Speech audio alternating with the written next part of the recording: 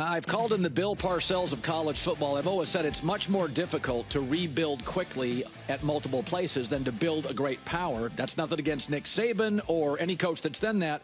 But Urban Meyer, Bowling Green, Utah, Florida, obviously, and Ohio State. So what a pleasure to have us, sports, kind of the voice of college football with Joel Klatt and others. So Nick Saban said this week, he goes, you Buckeye fans got to get therapy on Michigan. And I looked at it. Ohio State's 44-4 against everybody else and 0-4 against Michigan. Is it fair to say right now, and it's been reversed, Michigan's in the Buckeyes' head a little bit? Oh, it's very fair. Obviously, it's happened in the last 4 years after a dominant run, and it's got to get, it's got to get changed. And I hear people say that there's too much emphasis on the game, and that's, I grew up right outside Cleveland, Ohio. It is the game. I grew up in the 10-year war with Bo and Woody, so that's the way it is at Ohio State, and it will never change. So when someone says they need to back off that game, I'm like, they don't have to back off the game. You just got to win that game. Yeah. People say that when they lose it. When they win it, nobody says that. I think Oregon's the fastest team in college football, but in my life, I don't remember a mediocre to below average defensive team winning a natty. I think it comes down to, I love the Texas defense, the Buckeye defense, right, Penn State's defense, Notre Dame's defense. And I love Oregon. And I said Oregon's going to beat them. I said this before the season. They're going to beat Ohio State at Autzen. They're going to lose in a rematch. I just question Oregon's defense. They'll score, but I watched Penn State do it. I watched Ohio State. I watched Boise State. What do you make of Oregon's defense? Is it a personnel issue? Well, I love their coordinator, Tasha Lepoy, was actually on my staff one time, and I think he's one of the great motivators. I love their defensive line, but you know what? They got exposed against Penn State. I'm actually going to talk on the Big Ten Network about that briefly, that the Q run game exposed them. And Ohio State's not done a lot of the Q run game. If I'm watching that, Chip Kelly and that staff watching what Penn State did with a non-dual threat player in Drew Aller, they ripped them up and down the field a little bit with the Q run game, and then Pribula came in. Explain the Q run game to our listeners. The Q game, it's an equalizer. It's where you read a defender. It's spread option. Yeah. So you're going to read a defensive end, and you put, you equate. People have to make judgments. And you equate numbers. You can't load the box because you're always reading one defender. And they did that with Drew Aller. Drew Aller, Will Howard's an excellent runner. So I would anticipate I would see some of that. Going back to Oregon's defense, though, I got a little more confidence in Oregon's defense. You watch them in some of those games. They had 10 sacks against Washington. The defensive line plays with great effort. I really admire their coordinator. I think they'll play better in this game against Ohio State. Listen, there are times when as a college coach, even when you were at Florida or Ohio State, there are times as a college coach you look across and say, listen, they're going to be able to do this on us, right? Like if you faced a Bama or Georgia, they're going to get a sack or two on us. They got NFL dudes. I look at Oregon's offense, and I'm like, guys, we're going to give up some plays. How do you stop Oregon? Because they score on everybody. Yeah, I got a theory on that. And what happened is when you play a soft schedule like Ohio State's schedule was awful, the beginning, first 3 games, the 50-point favorites, I think, in every game. And then what happens is during the course of practice, you go against something called a scout team. And here you are, the defensive backs, Ohio State, you're playing the schedule they played, which was, you didn't see any juice at all. All of a sudden you line up against Oregon, and that is the fastest group of receivers. Them and Ohio State, those are the two best groups of receivers. And they were on them. I watched the game, and it looked like Ohio State was in quicksand. Those are fast corners. They were shocked. Here's the good thing. I don't think they'll be shocked because they faced them. And I don't know if Coach Day's done this, but I made a comment earlier on this too, that there would be no scout team. If I was getting ready to play Oregon, the corners are not going to go against a scout team receiver. Right. You're going to go against Jeremiah and Mecca. You're going to be going against dudes the entire time because what happens, you get shocked. And the game is on you so fast if you're not prepared for the speed. They played them once, and I would anticipate in practice they're going against good on good to get ready for this game. So your entire career, I can go back to Alex Smith and Chris Leak into Tebow. I think we tend to, I'm guilty of this, we just think quarterbacks are the same every Saturday or Sunday. But the truth is college kids, as they're growing, confidence is a big part. And I thought Will Howard lost it against Michigan. I just lost it. And then I watch him. against Tennessee, and I'm like, okay, this is the kid that I thought could get drafted. What is Will Howard? I mean, forget the NFL, but what do you like about Will Howard? Because if they do get into a shootout, which he did before, tell me the things you see as a coach. I like everything about Will Howard. I like an athletic quarterback that can get you out of trouble, which he does. He's had big scrambles, and he makes plays with his legs as well. Here's the best thing about Will Howard, his surrounding cast. Yeah. One of the best I've ever seen on a football field. And the offense line, I'm not including them. I'm talking the offensive skill. The offense line's had 3 major injuries. Yeah. But you're looking at those 2 tailbacks. You're looking at 3, maybe 4 receivers that are all high draft picks. That's the best thing Will Howard's got going. He's got to be a distributor, and he does not have to be the game winner. That's right. And I've had quarterbacks that thrive in those kind of situations. When you have to go put it on your shoulders, there's not many quarterbacks can do that. I've said on this show before, it's hard to win a Super Bowl with a shaky O-line, and you can't win a World Series with a bad bullpen. You can't. That's good. But I think a bullpen, 7th, 8th, and 9th inning, you're facing the best hitters in the world. You got to have closers. And O-lines, not when you're trailing, when you're leading and you can't close the door. Ohio State's O-line, to me, is the weakness of the team. For the record, I think it's the weakness of Georgia. So right. I eliminate Georgia because they're on a backup. They can't win the Natty, in my opinion. Are you concerned that Ohio State, if they get into a great game against a great team and they need an 8-minute drive, they don't have the offensive line to do it?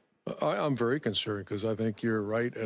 We made it to the final 2 games when I was at Florida and Ohio State, and it's a line of scrimmage game because a lot of time skill negates itself. You have great skill on both sides. So what's going to win? Can you get 4 yards, 5 yards a snap? And like you said, can you close out a game or get a first down when you need to? And that's all offensive line driven. I would say I'd be very alarmed. They played their best. They did against Penn State. They had a 10 or 12 play drive. Yep.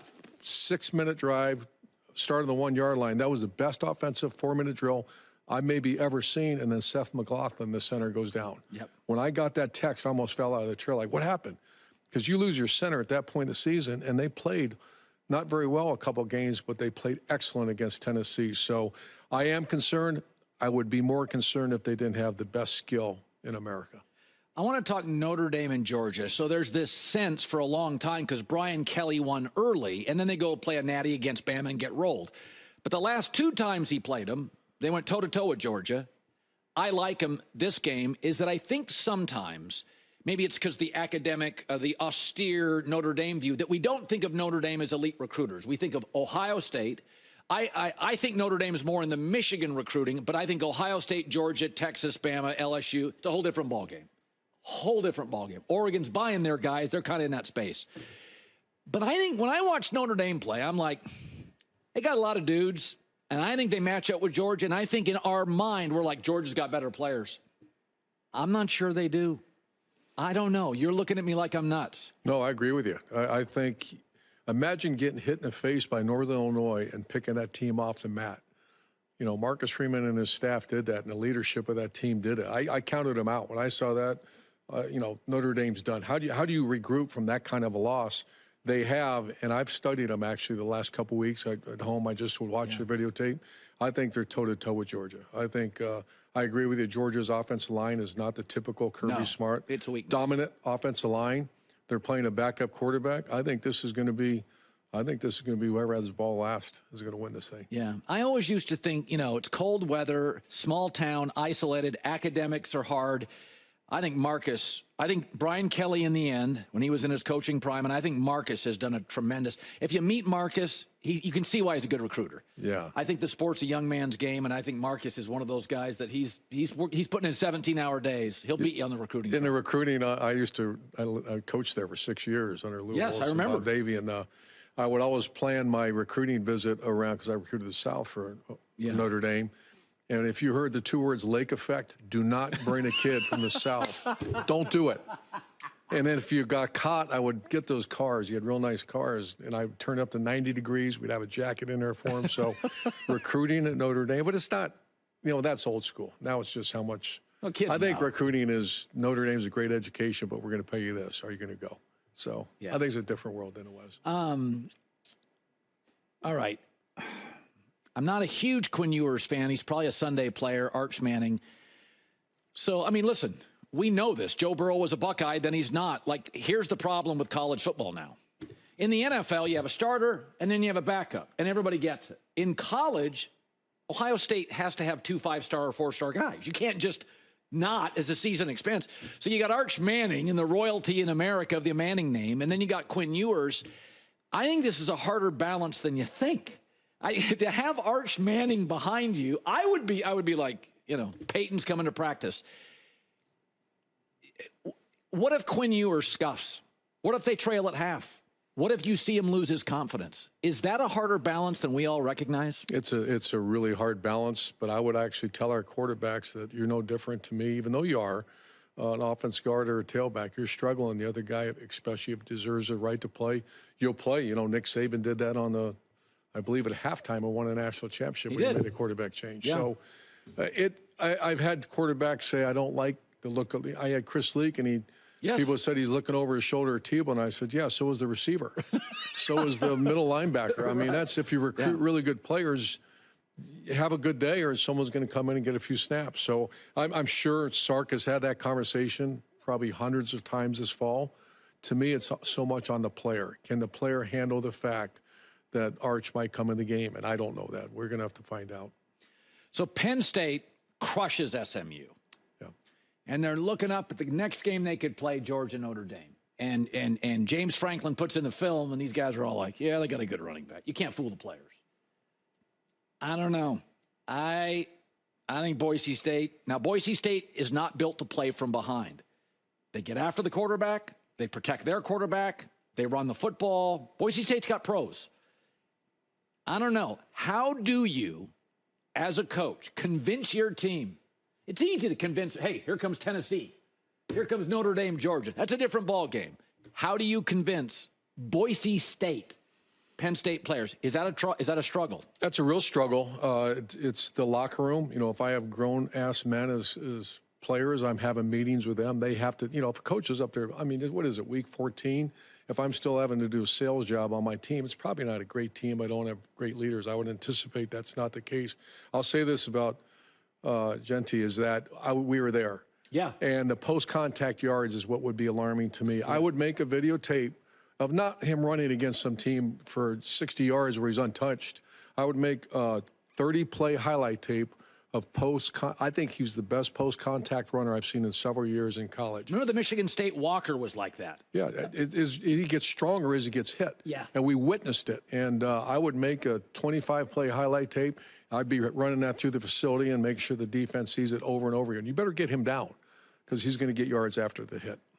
Yeah. Go back to that Penn State-Ohio State game. Now, Will Howard fumbled near the goal line. I thought that really hurt the momentum of Penn State. But I think that edge rusher, Carter, could be one of the 5 or 6 best players in college football. Penn State, because Michigan and Ohio State, they just take all the oxygen out of the room. Penn State is one of those unique programs that we overlook, and it's a top 10 program. Go back to your days facing them. I don't know. I look at their talent, and maybe it's not Texas or Ohio State, but there's pros everywhere on that team. Everywhere.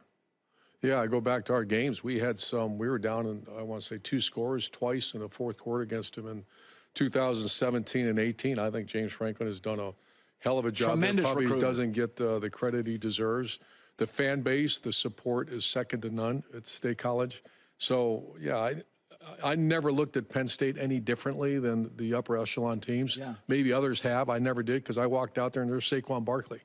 You know, Trace McSorley. There's like you said, the defensive players they've had. So, no, I've always looked at them as a top 5, top 7 program. Okay, now we got to get serious. Okay. We got to get serious. Okay. So, yeah, so years ago, I think it was McCaffrey and Leonard Fournette. You're in second-tier bowls, and they're like, I said at the time, when it comes to running backs, if you've given me 3 or 4 years and you sit out of the Liberty Bowl, I get it. Okay, we're not talking a natty. So do you agree with that premise? Running backs who are the last players in the NFL and college football, you can take a shot, you can hit them in the head, you can hit them anywhere. It's the last player available. If it's a second-tier bowl, I'd let them sit. Yeah, I don't know. I mean, that did not compute Denzel Ward, the first time this really happened. Denzel Ward, a first-round draft pick, great player, great kid. I mean, I loved his family. We were like this. He comes in. No, I think his coach came into me and said, I think Denzel Ward's going to sit out the Cotton Bowl. I'm like, I'd never heard that before. This is before that all started happening. And I was like, sit out? Why would he sit out and get ready for the NFL draft? That was the first time. And that just did not, you know, I use the word compute. Like, what do you mean you're going to sit out on your teammates, et cetera, et cetera? So Cam Ward played one half and left. When I heard that, I think I told you earlier, to me, that someone said, Coach, what's your thoughts on that? I'm thinking that's like saying the world is square. I don't know. What do you say to your, like, did he go in and change at halftime? Did he get in a car and leave? Did he walk? I didn't see what happened. Yeah. And they lost. Does it matter more because he's a quarterback? Sure. Of course. That's the number one position. But I'm just wondering, how do you you walk in after the game and you just, you got people play their hearts out. And I'm not criticizing Cam Ward because I don't know the whole situation. But someone asked me how I feel about that. Like, I don't, what do you say to your teammates? You just, maybe the attitude is just a second-rate bowl game. I've never looked at it. Anytime you keep and score, you're trying to win that damn game. And so I don't know. I got really mixed feelings on that. So I am a fan of the transfer portal and the NIL, but things need guardrails. Okay, I'm okay with that. I think it's hard to figure out the transfer portal because you have to be on the academic calendar. It gets in the way. It's right after. That's the first time I've heard academics in a long time. That's great.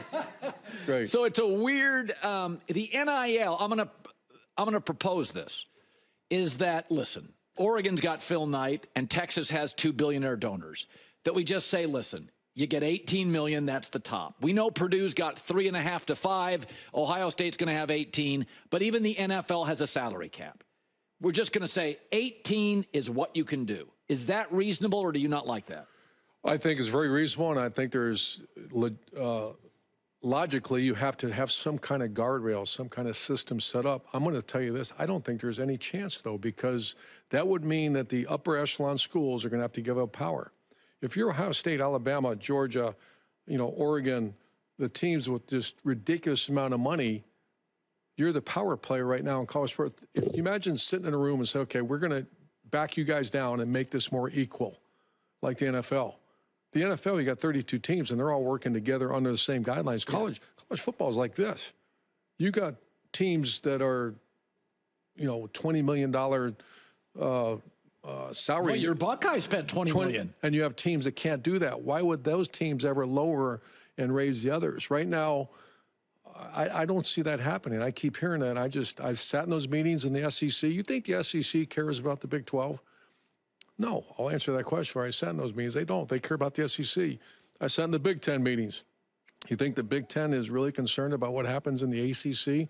No, they're concerned about making sure their programs thrive in the Big 10. So you need cooperation and you need more equal footing. I don't know if I see that happening. Logically, yeah, but I don't see that happening. Now, it's going to go to a 14 to a 16 team playoff. I thought everybody overreacted to the first round. Listen, March Madness, you get blowouts, and if you get a couple of good Thursday games opening weekend, you feel great. Would you expand it? Or are you okay with 12? Because there's a lot of discussions that they're going to 14. There's also the Mountain West may not get a bye. We're going to see changes. It's the first year. Lighten up, everybody. Of the 12 teams playoff, what bothers you the most? I don't like that Penn State's got an easier route than Oregon. That's not fair. Oregon went undefeated, won the conference championship, and I got Ohio State as my first game? Yeah, I think there's going to be, like you said, this is the first year. There were some mistakes made. Get used to blowouts. They're going to happen all the time. I think college basketball is a little bit easier for an upset than college football, just the masses of the humanity on the bigger teams. Right. So there's going to be some adapting. The biggest issue I didn't like is the fact that there are blowout games, but I don't know how you get away from that. I agree with you also. There's got to be rewards. When I saw Penn State's path, they're a double-digit favorite, and then you can see Ohio State and not Ohio State. I'm not worried about Ohio State, but the team that won it, like you said, Oregon, they had a more difficult path than Penn State, and that does not equate. Yeah. Hey, would you be James Franklin suggested Nick Saban could be college football's commissioner, and for years on this show, we said, how can you be an $8 billion annual business and have no commissioner? I think they need a strong voice to unify people. Why wouldn't you do it? You don't have to recruit. It's just a big, strong guy that knows. You have a big personality. You have strident beliefs. Why wouldn't you do it? Why wouldn't I or Nick Saban? You. No, I'm voting for Nick. No. Why wouldn't you do it? No interest at all. I just none. None. When you're a commissioner of a conference, let me put it this way. So imagine the NFL and they say, okay, Roger Goodell, we're going to now put the USFL in with the NFL. You guys are all going to be together, and then and that's what college football right now. Everybody's not the same. Right. They're not operating in the same guidelines. It'll never be that way. You take an Ohio State, you take the Wolverines, you take Georgia, and then you're mixing. I'm not going to use names because I don't want teams to get mad here, but they're not the same. That's right. So this person has to lower their level, and this person has to raise to get any type of equilibrium that's not going to happen, Colin. So a commissioner would take. I don't know. I just, because I've sat in those meetings, you got the haves and you got the have-nots. The haves would have to give up power. Do you really see that happening? I don't. Hey, so Belichick. So I know you and Belichick are tight. So I think the coaching's fine. My take has always been that Bill could barely tolerate Robert Kraft. The idea he's going to have to deal with a volleyball coach, I'm like, give me a break. That Bill's going to come in there, and Mike Lombardi, who I know is another kind of gruff guy. These guys are strident, strong opinion guys, and all of a sudden it's like, hey, you're going to go to the tennis match today and support the athletic program. Give me a break. So I think Bill will just get worn out by the nonsense of college sports. The coaching's fine, the recruiting's fine, the players come to you, they're collective now. You know Belichick. Did you call him and warn him about some of the stuff he's going to have to deal with? No, but I think 5 years ago I would have said, don't do it. You're not going to wake up at 6 in the morning and go meet with the social studies teacher in high school and ask about the player. Brother. And then go into get the transcript and figure out how he's doing in the geology class and all this. And then you have to go to a basketball practice and basketball game that night. But you don't have to do that. You know how many times the coaches I heard this, I didn't realize this. We're out on the road in December? None. You don't recruit anymore in the month of December. That used to be when you would fly in that private jet and you'd be in 4 to 5 states in one day, the way we used to recruit. Finish at a basketball game, and then you'd be watching your computer getting ready for bowl game. It's not that way anymore. Now it is simply they come visit you, you find out what the number is, and you pay the number. So Coach Belichick. Why don't you do it again? If I could take recruiting on, why don't you coach again? Because I'm on Fox Big Noon, man. I got a great job here. Hey, Sean Payton was at Fox, and now he's coaching the Broncos. No desire. You don't have to coach and you don't have to recruit anymore. Let's go back to Bill Belichick. So he'll figure it out, and I can't wait to watch it. He's 72, and I'm not a math major, but that's only 3 years away from 75. So, that's. So when you guys are together, I would love to hear this.